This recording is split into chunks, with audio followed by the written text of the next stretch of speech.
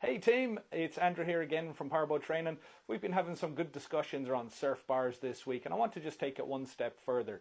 A sea anchor was mentioned in some of the comments. I want to explain what one of those is and what it does, and I'll show you a video in a couple of minutes about how a sea anchor dramatically saved these guys on this boat.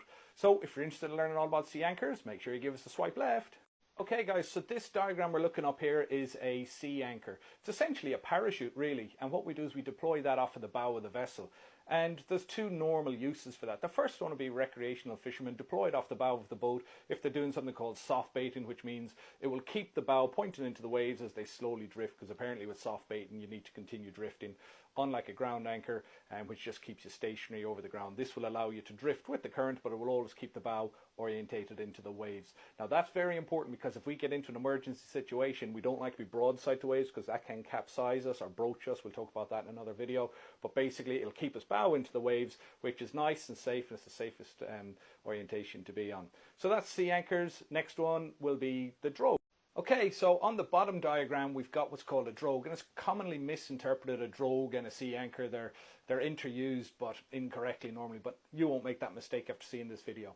A drogue is primarily streamed off the back of the boat. It's a different shape to a sea anchor. It's designed as a conical shape, and the end of the cone actually has a hole in it, and it just offers some resistance. Now drogues are primarily used by sailing vessels. Recreational boats generally don't carry drogues. Used by sailing vessels caught in storms, and what it does is, as a wave catches the yacht, and the yacht tries to surf down the face of the wave, because yachts haven't got much power to avoid that situation, the drogue will actually pull them back and say no you don't, and it will stop the yacht from being pushed by the wave. And that's the difference between a drogue and a sea anchor. Drogues are also used, they're used by the rescue services when they're towing big vessels, so that the towed vessel doesn't catch up with the vessel that's doing the towing. So here's the sea anchor in operation. Here's a former colleague of mine. He's operating in a surf area. He took that wave quite nicely, and you'll watch this one as he takes this wave. Bingo, you might remember that from a previous video. That's the pendulum effect. Now he'll be the first one to admit he used a tiny little bit too much power there, and he paid a big price, because both his engines have stalled now, and that boat is just sitting dead in the water. Now you notice I sped it up a little bit, but you can see the crew running up to the front of the boat. It says drogue deployed. It wasn't actually the drogue, it's a sea anchor. The crew up on the foredeck has just thrown that sea anchor out. Now watch.